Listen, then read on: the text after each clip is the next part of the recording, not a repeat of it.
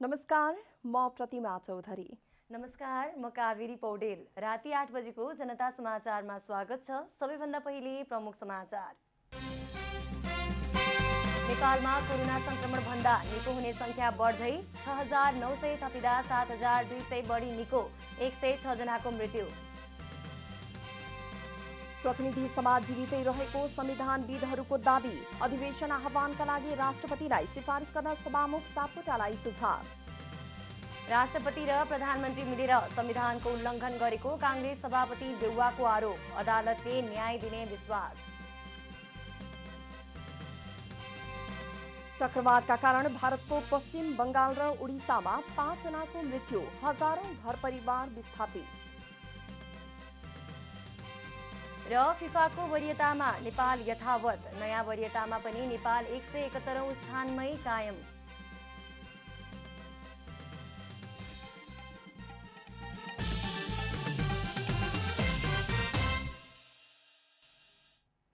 अब पूरा समाचार।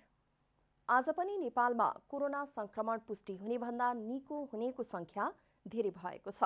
पछिल्लो 24 घण्टामा 6,939 जना संक्रमित थपिँदा 7,226 जना निको भएका छन्। आज निको हुने 7,226 जनासँगै अहिलेसम्म संक्रमण हुनेको संख्या 4,18,829 पुगेको छ। पछिल्लो 24 घण्टामा 20,414 जनाको पीसीआर परीक्षण गर्दा 6,731 जना र 578 जनाको एन्टिजेन परीक्षण गर्दा 208 जना गरी 6,939 जनामा संक्रमण देखिएको स्वास्थ्य तथा जनसङ्ख्या मन्त्रालयले जनाएको छ। अहिलेसम्म नेपालमा संक्रमण पुष्टि हुनेको संख्या 5,42,256 पुगेको छ। त्यस्तै थप 106 जनाको मृत्यु भएको मन्त्रालयले जनाएको छ। यो सँगै नेपालमा कोरोना संक्रमणबाट मृत्यु हुनेको संख्या 6,951 पुगेको छ। अहिले नेपालमा 1,16,476 जना सक्रिय संक्रमित रहेको मन्त्रालयले जनाएको छ। जिल्ला प्रशासन कार्यालय काठमाडौँले निषेधाज्ञाको समयमा पनि दैनिक उपभोग्य वस्तुको सहज आपूर्तिको व्यवस्था मिलाइएको दावी गरेको छ। प्रशासनले घरमै बसेर निषेधाज्ञाको पूर्ण पालना गर्न सबैलाई अपिल समेत गरेको छ। जिल्ला प्रशासन कार्यालयले जेठ 14 गते शुक्रबारदेखि काठमाडौँ उपत्यकाका 3 जिल्लामा किराना पसल, खाद्यान्न पसल र डिपार्टमेन्टल स्टोर पनि बन्द गर्ने गरी निषेधाज्ञाको मोडालिटी परिवर्तन गरेको छ। निर्णयले दैनिक उपभोग्य सामान खरिदमा समस्या हुने भन्दै विरोध भइरहेका बेला प्रशासनले त्यस्ता वस्तुको आपूर्ति सहज पारिने जनाएको छ। बिहिबार जिल्ला प्रशासन कार्यालयले नेपाल खाद्य व्यवस्था तथा व्यापार कम्पनी लिमिटेड, साल ट्रेडिङ कर्पोरेसन लिमिटेड, उपभोक्ता संरक्षण मञ्च र खाद्य किराना थोक व्यापार सङ्घका प्रतिनिधिहरूसँग छलफल गरी आगामी एक साता दैनिक उपभोग्य सामान अभाव हुन नदिने गरी व्यवस्था मिलाउन निर्देशन दिएको हो। यसमा हामीले बिहान अब काठमाडौँ, ललितपुर, भक्तपुरको तीनटै प्रमुख जिल्लाधिकारीहरू बसेर छलफल गरेर यो विषयमा चाहिँ यसो गर्नुपर्छ भन्ने हिसाबले हामीले एउटा प्रारम्भिक ड्राफ्ट तयार गरेको छ। अलिकति जनतालाई पनि सहज हुने गरी अब के गर्न सकिन्छ भन्ने हिसाबले नै हामी छलफलमै छौँ। अहिले त्यो निर्णय भइसकेको छैन।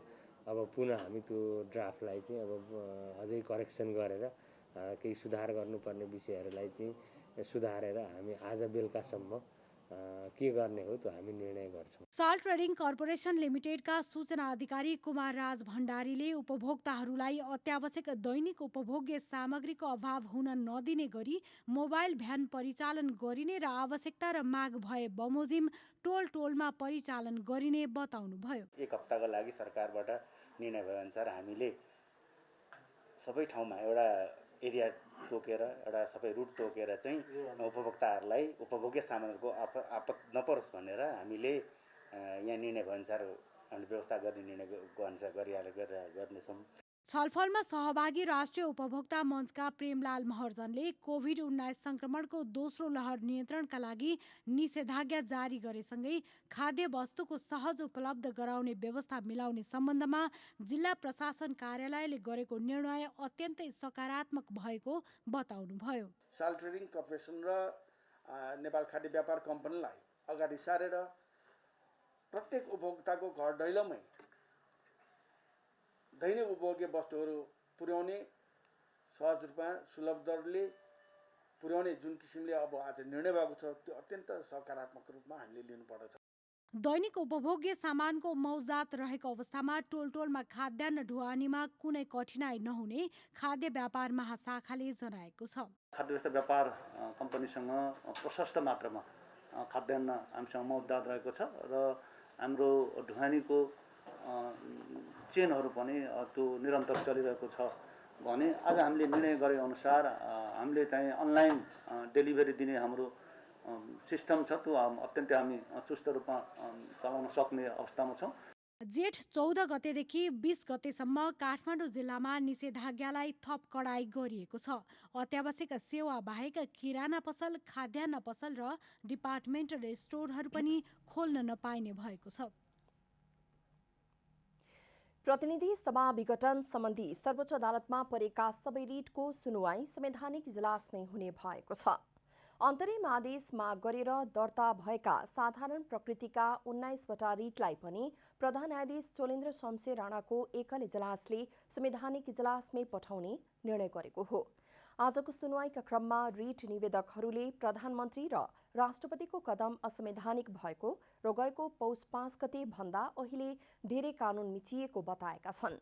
त्यसै चुनाव घोषणा गरेर अध्यादेश मार्फत मतदातालाई प्रभाव पार्ने बजेट ल्याउन थालिएको भन्दै त्यसलाई पनि रोक्न माग गरेका छन्। यद्यपि प्रधान न्यायाधीश राणाले भने सबै विषयलाई संवैधानिक इजलासमै पठाउने निर्णय गर्नु भएको हो। अब 30वटै रिटमाथि शुक्रबारदेखि संवैधानिक इजलासमा सुनवाई हुनेछ। 30वटा रिटमध्ये 26वटा प्रतिनिधि सभा विघटनको विपक्षमा अर्थात् प्रधानमन्त्री र राष्ट्रपति कार्यालयलाई विपक्षी बनाएर दर्ता गरिएको छ भने 4वटा भने प्रधानमन्त्रीको कदम ठिक भएको र चुनाव हुनुपर्ने माग गर्दै दर्ता भएको छ।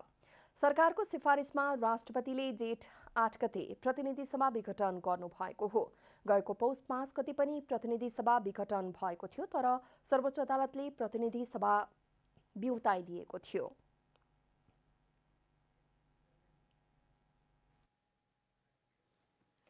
कानूनविदहरूले सरकार संसदप्रति उत्तरदायी हुनु नभएको बताएका छन्। प्रतिनिधि सभा विघटनको सम्बन्धमा सभामुखलाई संविधान अनुरूप कदम चाल्न कानूनविदहरूको सुझाव छ। प्रतिनिधि सभाका सभामुख अग्नि प्रसाद सापकोटाले प्रतिनिधि सभा विघटन पछिको अवस्थाको सम्बन्धमा कानूनविदहरूसँग छलफल गर्नु भएको छ। बिहिबार संघीय संसद भवन नयाँ बानेश्वर स्थित लोत्से हलमा प्रतिनिधि सभा विघटन पछिको अवस्था र सभामुखको भूमिकाको सम्बन्धमा कानूनविद तथा न्यायिक क्षेत्रका विज्ञहरूसँग छलफल गर्नु भएको हो। छलफलका क्रममा कानूनविदहरूले प्रतिनिधि सभा विघटनबारे संविधान अनुरूप कदम चाल्न सुझाव दिएका छन्। संसदमा उहाँ आउनै पर्छ, मलाई चाहिँ संसदमा राजनीतिक आधार पुग्दैन भन्ने चाहिँ उहाँको यदि भन्नुहुन्छ भने त्यो फ्रड अन द कन्स्टिट्युसन हुन्छ र उहाँको संवैधानिक नैतिकता गुम्छ र उहाँले मोरल नैतिकता त आफ्नो व्यक्तिगत नैतिकता कहाँ गयो, पब्लिक नैतिकता त कहाँ गयो, संवैधानिक नैतिकता नि गुम्छ। उहाँको फ्रड अन द कन्स्टिट्युसन हुन्छ जब संसदले उहाँलाई विश्वास मत पनि दिन सक्थ्यो। संसदबाट विश्वास मत ल्याऊ भनेर संवैधानिकमा भन्दै पनि त्यो संसदमा विश्वास मतै लिनु होइन। संविधानविद टीकाराम भट्टराईले संविधानमा सभामुखलाई पनि विशेष अधिकारहरू दिइएको उल्लेख गर्दै सोही अधिकारको आधारमा संसद बैठक बोलाउनका लागि राष्ट्रपति समक्ष सिफारिस गर्नुपर्ने बताउनुभयो। सभामुख भनेको सम्पूर्ण सार्वभौम सत्ता जनतामा निहित छ। आवधिक निर्वाचन मार्फत पोलिटिकल कन्स्टिट्युसनलिजमको अवधारणाका आधारमा त्यो संसदले प्रयोग गर्छ 5 वर्षको लागि। त्यो संसदको पनि प्रमुख हुनुको नाताले अहिले सभामुखलाई नेपालको सार्वभौम सत्ता सम्पन्न संसदको अधिकार संविधानभित्र रहेर प्रयोग गर्ने त्यो अथोरिटी तपाईमा छ। संविधानविद भीमार्जुन आचार्यले प्रतिनिधि सभा विघटन हुनुमा स्वयं प्रतिनिधि सभा र राजनीतिक दलहरू जिम्मेवार रहेको बताउँदै पुनर्स्थापना नभएसम्म कानूनी र संवैधानिक रूपमा सभामुखले केही गर्न नसक्ने बताउनुभयो। यो जम्मै खेलहरू अहिले हेर्दाखेरि एउटा ठुलो तिग्डम, जालझेल र षड्यन्त्र राष्ट्रपति र प्रधानमन्त्रीज्यू र उहाँका अरू कति मतियारहरू थिए, उहाँहरूले त्यो योजनाबद्ध ढङ्गले चाहिँ यो संविधानलाई कुल्चने, संविधानलाई उहाँहरूले नमान्ने कामहरू गर्नुभयो। तर ती प्रत्येक उहाँहरूको जालझेल, तिग्डम, षड्यन्त्रलाई चाहिँ संसदले समयमै कन्ट्रोल गर्न सक्ने, त्यसलाई रोक्न सक्ने, प्रतिपक्षले त्यसलाई रोक्न सक्ने, सभामुखले पनि केही पहल गर्न सक्ने पर्याप्त ठाउँ र सुविधा हुँदाखेरि पनि यो संस्थाबाट पनि त्यो कामहरू भएन भन्ने चाहिँ मेरो गुनासो छ। पूर्व महाधिवक्ता रमण श्रेष्ठले प्रधानमन्त्री केपी शर्मा ओलीले राष्ट्रपति, संसद, न्यायपालिकाको अधिकार पनि आफैले प्रयोग गर्न खोजेको बताउनुभयो। एकजना व्यक्ति त्यस्तो जसले सबैको अधिकार प्रयोग गरिरहेछ, प्रधानमन्त्रीजी। उहाँले राष्ट्रपतिजीको अधिकार पनि प्रयोग गर्नुभएको छ, संसदको अधिकार पनि प्रयोग गर्नुभएको छ, आफ्नो अधिकार त छँदैछ, न्यायपालिकाको अधिकार पनि प्रयोग गर्ने प्रयास गरिराख्नु भएको छ। प्रधानमन्त्री ओलीले कोभिड-19 को महामारीको बेलामा चुनाव गर्ने भनेकाले दुरुत्साहनको मुद्दा चलाउनु पर्ने नेपाल बार एसोसिएसनका पूर्व अध्यक्षको धारणा छ। उहाँलाई चाहिँ जुन 76 को 3 बमोजिमको प्रधानमन्त्री नियुक्ति गरियो त्यो नै गलत थियो। त्यो 3 बमोजिम उहाँले नियुक्ति गर्न हुन सक्ने ठाउँै थिएन। उहाँ योग्य मान्छे होइन। किनभने यही हाउसमा आएर उहाँले 100 बमोजिमको चाहिँ विश्वासको मत लिन आउनुभयो। यहाँ मत लिन आउँदाखेरि उहाँलाई चाहिँ 93 मत मात्रै पर्या छ। उहाँले अहिले राष्ट्रपतिमा चाहिँ 153 चाहिँ मसँग छ भनेर भन्ने राइट कहाँ आयो उहाँलाई? 121 चाहिँ एमालेको चाहिँ मलाई छ भनेर उहाँले भन्न पाउनुहुन्छ र भने? यही हाउसमा उहाँले चाहिँ 93 मत पाउनुभएको छ। अब अहिले चाहिँ मसँग चाहिँ 153 छ भनेर भन्न सक्ने ठाउँ कहाँ छ र भने? राष्ट्रिय सभा सदस्य राधेश्याम अधिकारीले सांसदहरूले हामी सरकार बनाउन सक्छौं भनुन्जेलसम्म संसद जीवित रहने दावी गर्नुभयो। आजसम्म पनि उपसभामुखको यो त हाम्रै कार्यक्षेत्रभित्र थियो। उपसभामुखको निर्वाचन हुन सक्नु पनि केही पनि कारण थिएन। तर चाहिँ के छ भन्दाखेरि सरकारले नचाहेको कारणले गर्दाखेरि यो पनि भएन, हामीलाई थाहा छ। तर सरकारले चाहोस् कि नचाहोस् हामीले यो संसदभित्रको काम कारबाहीका सम्बन्धमा हामीले आड गरेर चाहिँ के छ उपसभाको निर्वाचन गराउनै पर्थ्यो। त्यसमा नगरेको चाहिँ कुरा ठिक भएन भन्ने मलाई लागिरहेको छ। राष्ट्रिय सभा सदस्य रामनारायण बिडारीले संविधानको धारा 76 प्रधानमन्त्री र राष्ट्रपतिका बीचमा हुने काम कारबाही नभएको स्पष्ट पार्नुभयो। यो पटक पटक संविधान विरुद्ध हुने गरी व्यवस्थाको विरुद्धमा प्रधानमन्त्रीले जुन विघटन गर्ने काम गरे, सर्वोच्च अदालतको फैसलाले 1 देखि 7 सम्मको व्याख्या गरेर अब छिन्दै यसको चाहिँ पुरा प्रक्रिया पुरा गर्नुपर्छ भन्यो भनेर नि हामीले भन्यौँ। यदि त्यो सबै कुरालाई समेटेर यो प्रधानमन्त्रीलाई सर्वोच्च अदालतको अवहेलना र सजाय गरी पाऊँ भन्ने मुद्दा चाहिँ सभामुखकै पहलमा ठोक्नु पर्यो। सभामुख अग्निप्रसाद सापकोटाले पुनर्स्थापित संसदमा प्रभावकारी भूमिका हुन नसकेको स्वीकार गर्दै राजनीतिक पार्टीहरूसँग छलफल थाल्ने जानकारी दिनुभयो। ठोस स्थितिको ठोस विश्लेषण गर्दै आवश्यकता पर्दा भने केन्द्रबिन्दुमा चाहिँ देश र जनता नै हुन्छ। देश र जनताको अधिकतम हितदेखि बाहेक दाहिना बायाँ जाने त कसैलाई अधिकारै हुँदैन। त्यसकारण त्यो देश र जनताको अधिकतम हित गर्न पर्दाखेरि कहिलेकाहीँ संविधान अनुसार नै हो, त्यसमा दुई मतै छैन। संविधानको त्यो मर्म र भावनालाई ठिक ढङ्गले आत्मसात गर्ने गरी काम गर्नका लागि तयार छु। सापकोटाले देश अध्यादेशबाट चलाउन खोजिएको प्रति असन्तुष्टि पनि व्यक्त गर्नुभयो। अध्यादेशबाट चलाउन खोज्नु बेठिक भएको उहाँको भनाइ छ। एमालेको सुदूरपश्चिम प्रदेश कमिटीले प्रदेश सरकारबाट फिर्ता नहुने 3 मन्त्रीलाई स्पष्टीकरण सोधेको छ। एमाले प्रदेश कमिटीका अध्यक्ष कर्णबहादुर थापा र सचिव राजेन्द्र सिंह रावलले सरकारबाट फिर्ता हुने पार्टी निर्देशन अवज्ञा गरेकोमा बिहिबार 24 घण्टे स्पष्टीकरण सोधेका हुन्। प्रदेश सरकारमा रहेका एमाले नेताहरू प्रकाश बहादुर शाह, कृष्णराज सुवेदी र माया भट्टलाई प्रदेश कमिटीले स्पष्टीकरण सोधेको हो। बुधबार मात्र एमालेको सुदूरपश्चिम संसदीय दलको बैठकले प्रदेश सरकारलाई दिएको समर्थन फिर्ता नलिने निर्णय गरेको छ। एमाले स्थायी कमिटी बैठकले भने माओवादी नेतृत्वमा रहेको सुदूरपश्चिम प्रदेश सरकारलाई दिएको समर्थन फिर्ता लिने निर्णय गर्दै मन्त्रीहरूलाई फिर्ता आउन निर्देशन दिएको थियो। नेपाली कांग्रेसका सभापति शेरबहादुर देउवाले प्रधानमन्त्री केपी शर्मा ओली र राष्ट्रपति विद्यादेवी भण्डारीले अप्रजातान्त्रिक र असंवैधानिक हस्तक्षेप गरेर राजनीतिक सङ्कट पैदा गरेको बताउनु भएको छ। राष्ट्रपतिका कदम विरुद्ध सर्वोच्च अदालत गएकाले अदालतले न्याय गर्नेमा सभापति देउवाले विश्वास व्यक्त गर्नुभयो। नेपाल प्रेस युनियनको 31औं स्थापना दिवसको अवसरमा जुम मार्फत आयोजित कार्यक्रममा सभापति देउवाले प्रधानमन्त्री र राष्ट्रपतिले अप्रजातान्त्रिक र असंवैधानिक हस्तक्षेप गरेर राजनीतिक सङ्कट पैदा गराएको बताउनु भएको हो। उहाँले प्रधानमन्त्री र राष्ट्रपतिको कदमले प्रजातन्त्रमा पनि खतरा आइपुगेको बताउनुभयो। आफूले प्रधानमन्त्रीको लागि बहुमतभन्दा बढी सदस्यको हस्ताक्षर गरेर बुझाएको भए पनि राष्ट्रपतिले प्रमाणित गर्ने प्रयास समेत नगरिकन संसद विघटन गरेको उहाँले उल्लेख गर्नुभयो। राष्ट्रपतिले प्रधानमन्त्रीले भन्न बित्तिकै मान्नु नहुने भन्दै उहाँले राष्ट्रपतिले पनि संविधानको ठाडो उल्लङ्घन गरेको बताउनुभयो। प्रधानमन्त्री र राष्ट्रपतिका कदम विरुद्ध सर्वोच्च अदालत गएकाले अदालतले न्याय गर्नेमा सभापतिले देउवाले विश्वास व्यक्त गर्नुभयो। कोभिड-19 को संक्रमणले भयानक अवस्था सृजना गरेको भन्दै देउवाले सडक आन्दोलनमा जान नहुने बताउनुभयो। जनतामा गएर झन कोभिड फैलाउने अपराध गर्न नहुने उहाँले स्पष्ट पार्नुभयो।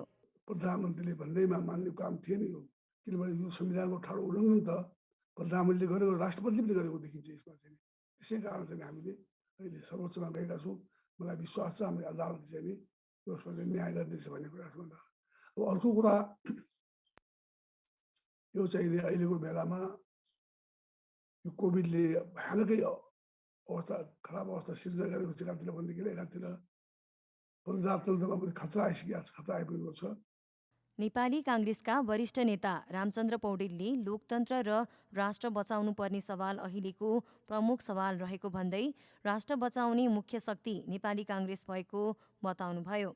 नेपाली कांग्रेस सक्षम र एकताबद्ध हुन सकेन भने लोकतन्त्र र राष्ट्रको रक्षा गर्न नसकिने पनि उहाँले बताउनुभयो। हाम्रो पार्टी नेपाली कांग्रेस अहिले सङ्कटमा छ। हाम्रो पार्टीले 4 वर्षमा चुनाव गर्नुपर्ने त्यो 4 वर्ष पनि हामीले कटायौँ। त्यसपछि 1 वर्ष थप्नुपर्ने त्यो पनि हामीले कटायौँ र संविधानले दिएको 5 वर्ष र त्यसपछि असाधारण परिस्थिति पर्दा थप्ने 6 महिना त्यो पनि मधौमा अब पुरा हुने अवस्थामा पुगेको छ। संविधानमा निर्धारित मितिमै पार्टीको महाधिवेशन सम्पन्न गर्नुपर्नेमा जोड दिँदै नेता पौडेलले हालसम्म टुङ्गो लागेका क्रियाशील सदस्यहरूलाई मात्रै महाधिवेशन प्रतिनिधि बनाएर महाधिवेशन गर्न सकिने विकल्प अघि सार्नुभयो। त्यस्तै 13औं महाधिवेशनकै प्रतिनिधिबाटै भए पनि महाधिवेशन गर्नुपर्ने उहाँले बताउनुभयो। 1 वर्षे कार्यकालका लागि भए पनि महाधिवेशन गर्नुपर्ने नेता पौडेलले बताउनुभयो। जनता समाचारमा अब छोटो विश्राम।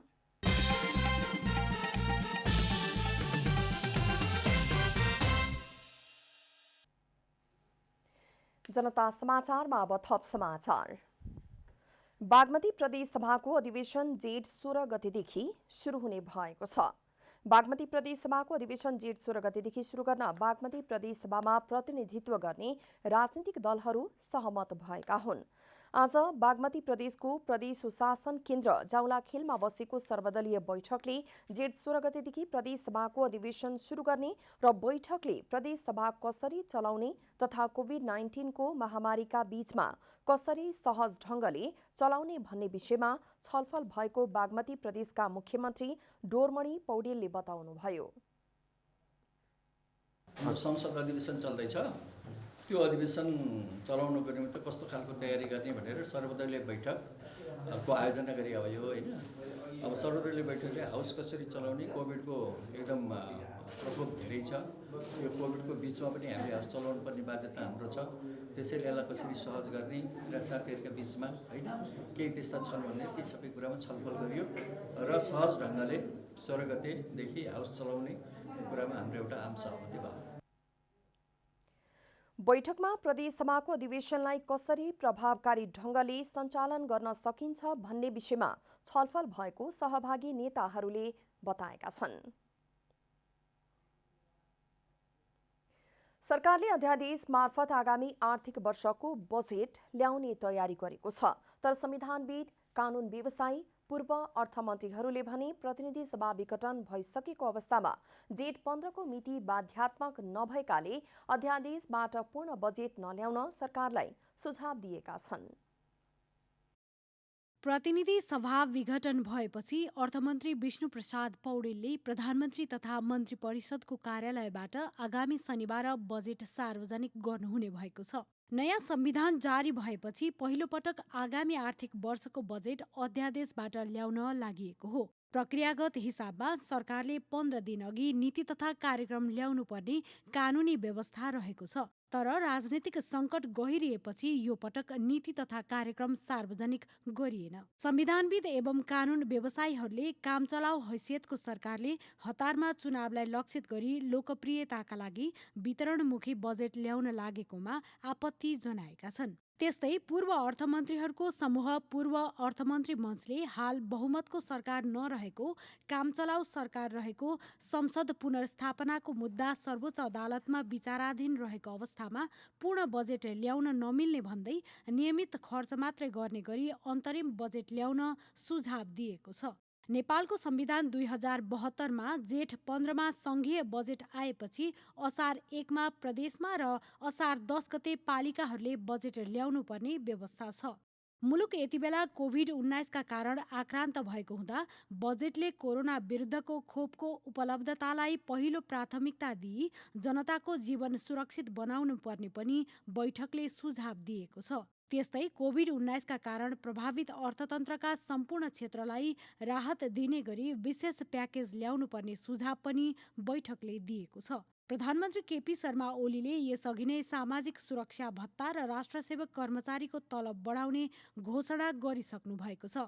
कोरोना महामारीको दोस्रो लहरले मुलुक बन्दाबन्दीको अवस्थामा रहेको छ। यसले मानिसको आर्थिक र सामाजिक जीवनलाई नराम्ररी प्रभावित पारेको छ। मुलुकको अर्थतन्त्रले ठूलो आकारको बजेट थेग्न नसक्ने अवस्था छ। तथापि आगामी बजेट कोरोनाले पारेको तहस नहसमा जीवनबुटी बन्नुपर्ने आवाज उठ्न थालेको छ।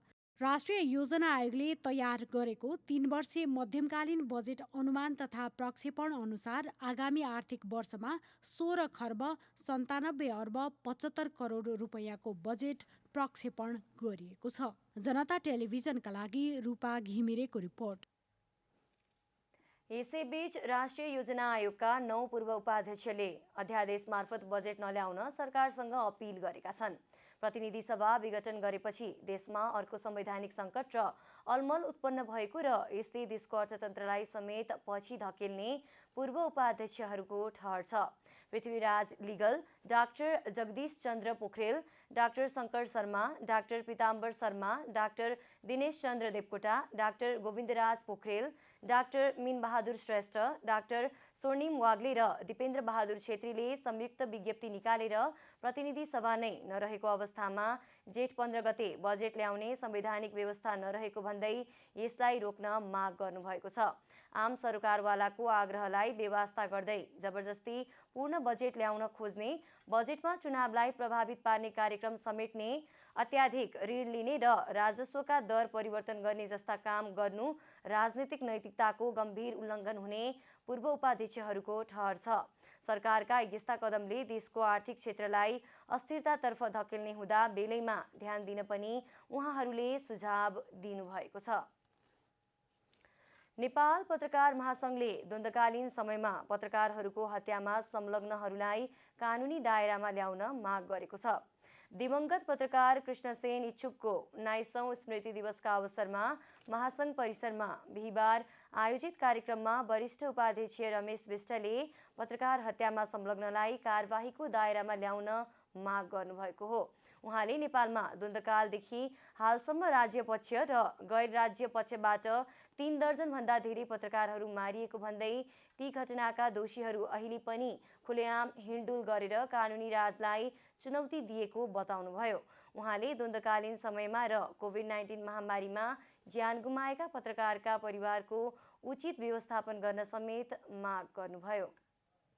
मारिएका त्यसपछि यो कोरोना भाइरसको कारणले गर्दाखेरि दिवंगत हुनुभएका पत्रकार साथीहरूको सम्झनामा हार्दिक श्रद्धा सुमन अर्पण गर्नका लागि यो कार्यक्रम आयोजना गरेका छौँ र हामीले उहाँहरूलाई श्रद्धापूर्वक स्मरण गरेका छौँ। महासंघका महासचिव रोशन पुरीले कृष्णसेन इच्छुक लगायत पत्रकारहरूको हत्यामा संलग्नलाई कानुनी दायरामा ल्याउन माग गर्नुभयो। उहाँले महामारीमा फ्रन्टलाइनमा बसेर भूमिका निर्वाह गर्ने क्रममा 16 जना पत्रकारले ज्यान गुमाउनु परेको भन्दै उनीहरूका परिवारको उचित व्यवस्थापनको जिम्मा सरकारले लिनुपर्ने बताउनुभयो। इच्छुक लगायत दिवंगत तथा सङ्घर्षशील पत्रकारहरूको स्मृति र सम्मानमा विशेष कार्यक्रम गर्दै आइरहेको दिन आजको दिन पत्रकार इच्छुकलाई प्रहरीले चरम यातना दिएर हत्या गरेको दिन। त्यसैले हामीले उहाँको स्मृतिमा नेपाल पत्रकार महासंघले विगतदेखि नै एउटा औपचारिक कार्यक्रम गर्दै आइरहेको थियो।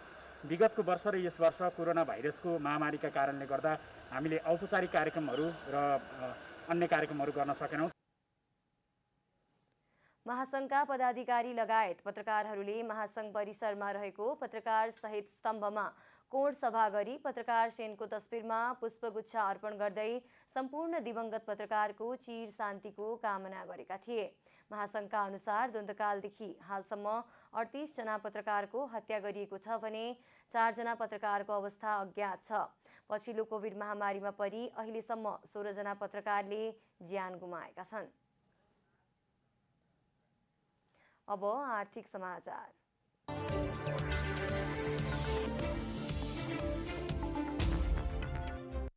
शेयर बजार परिसूचक नेप्सेमा बिहिबार सर्वाधिक कारोबार भएर नयाँ रेकर्ड कायम भएको छ।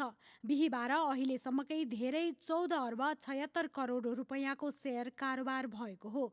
यसअघि जेठ 10 गते सबैभन्दा धेरै 13 अर्ब 17 करोड रुपैयाँको शेयर कारोबार भएको थियो। बिहिबार 4 करोड 18 लाख किता शेयर किनबेच भएका छन्। यो पनि एकै दिन कारोबार भएको अहिलेसम्मकै धेरै किताको रेकर्ड हो। कारोबार रकमले नयाँ रेकर्ड बनाएको दिन नेप्से भने सामान्य घटेको छ। नेप्से 1.20 अङ्कले घटेर 2815.40 बिन्दुमा पुगेको छ। लघुवित्त समूहको शेयर घटे पनि जलविद्युत समूहको शेयर भने उकालो लागेको छ। 20 वटा जलविद्युत कम्पनीको शेयर झण्डै 10% का दरले बढेको छ। अपी पावर कम्पनीको 43 करोड रुपैयाँ बराबरको शेयर किनबेच भएको छ। सुनको मूल्य बिहिबार तोलामा 700 रुपैयाँले वृद्धि भएको छ। नेपाल सुनचाँदी व्यवसायी महासंघका अनुसार बिहिबार सुनको मूल्य 94,200 रुपैयाँ कायम भएको छ। मंगलबार 200 रुपैयाँ घट्दा मूल्य प्रतितोला 93,500 रुपैयाँ भएको थियो। चाँदीको मूल्य भने 3 दिन यता प्रतितोला 1,350 रुपैयाँमा स्थिर रहेको छ। अन्तर्राष्ट्रिय बजारमा सुनको मूल्यमा उतार चढाव जारी छ। बिहिबार सुन प्रति औंस 1,898.26 डलरमा कारोबार भइरहेको छ। होटल सञ्चालकहरूले कोरोना महामारीका कारण व्यवसाय ठूलो सङ्कटमा परेको भन्दै आउँदो बजेटमा सरकारसँग सहयोगको अपिल गरेको छ। होटल सङ्घ नेपाल हानले गम्भीर सङ्कटमा पुगेको होटल तथा पर्यटन उद्योगका लागि सहयोगी व्यवहार सहितको बजेट ल्याउन माग गरेको हो। यो समयमा राज्यको तर्फबाट बृहत पर्यटन पुनरुत्थान योजना लागू गर्न चालु आर्थिक वर्षको बजेटमा दिएका सुविधाहरू दोब्बर बनाउन पनि हानको माग रहेको छ। हानले होटल उद्योगको पुनरुत्थान गर्न व्यवसाय संरक्षण कोष बनाएर आश्रित कर्मचारीका लागि रोजगार संरक्षण कोषको लागि व्यवस्था गर्न पनि माग गरेको छ। यस्तै 3 वर्षका लागि विशेष कर सहुलियतको व्यवस्था गर्दै मूल्य अभिवृद्धि कर भ्याटमा 50% र आयकरमा पाउँदै आएको 20% छुटलाई 50% कायम गर्न तथा जरिवाना तथा हर्जाना मिनाहा गरिनुपर्ने पनि सङ्घको माग रहेको छ।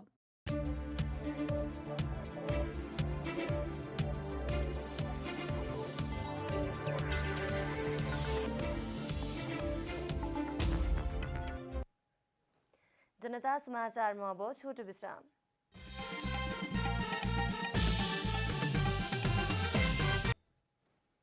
अब खेलकुद समाचार।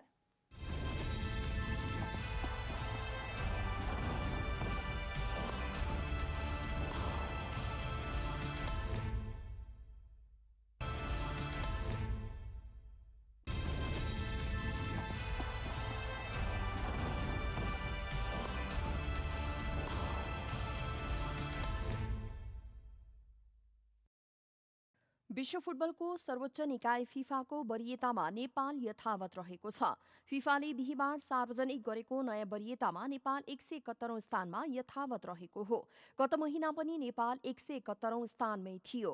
नेपालले गत चैत्रमा घरेलु मैदानमा त्रिदेशीय फुटबल खेलेको थियो। नेपालले शनिबार इराकसँग मैत्रीपूर्ण खेल खेल्दैछ।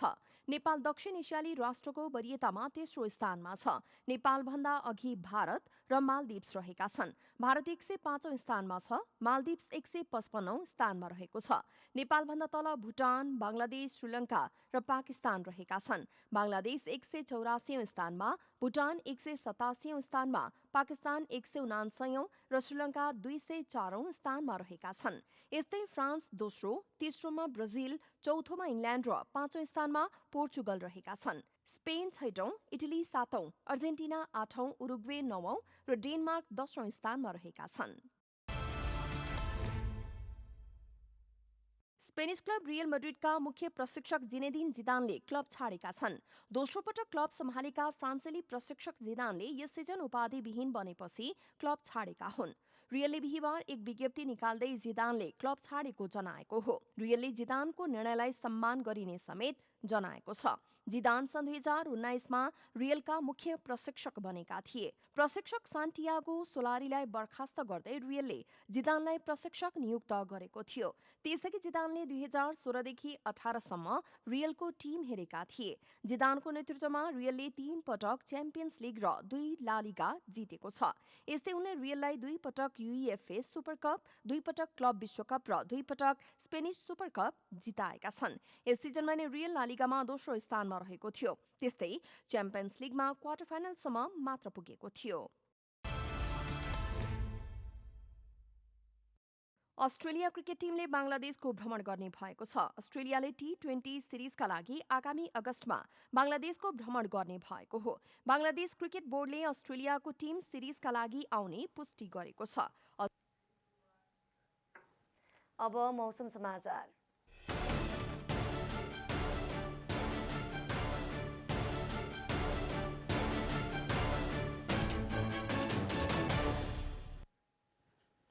आज दिउँसो देशभर सामान्यदेखि पूर्णतया बदली रह्यो। राति प्रदेश 1, प्रदेश 2, बागमती तथा गण्डकी प्रदेशका थोरै स्थानहरूमा भारी वर्षाको सम्भावना रहेको जल तथा मौसम विभागले जनाएको छ। अब देशभरका विभिन्न स्थानका मौसम सम्बन्धी थप विवरण।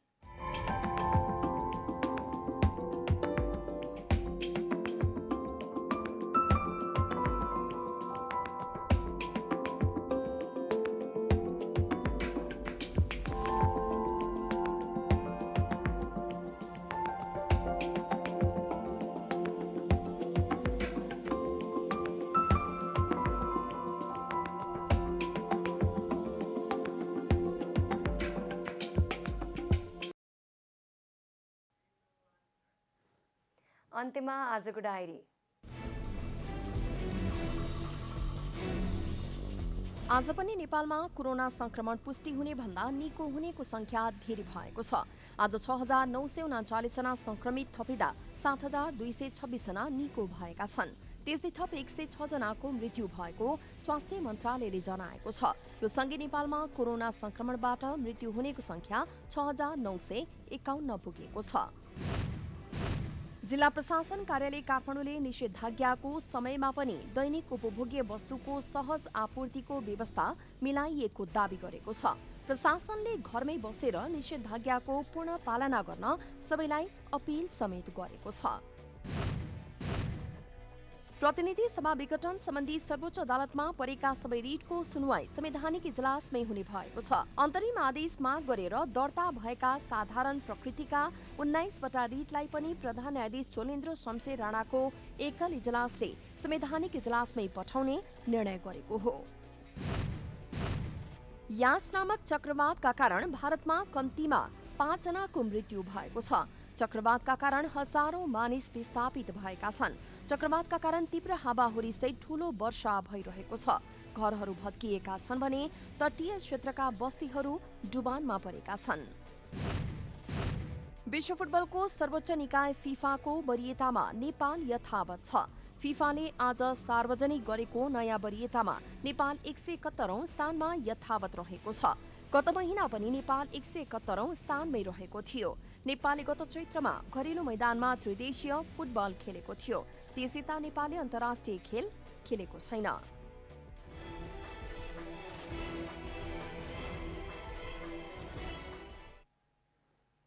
जनता समाचार अहिलेलाई यति नै। जनताद्वारा जनताका लागि प्रसारित जनता टेलिभिजनका कार्यक्रमहरू युट्युब, ट्विटर, फेसबुक र हाम्रो वेबसाइट जनतासमाचार.com मा पनि पढ्न र हेर्न सक्नुहुनेछ। सूचनामा तपाईको सहभागिता, समयमा समाचार हाम्रो प्रतिबद्धता। कोरोना भाइरसको संक्रमणबाट बच्न नियमित रूपमा साबुन पानीले मिचिमिची हात धौं, अनिवार्य मास्कको प्रयोग गरौं, भिडभाडबाट टाढै रहौं। नमस्कार।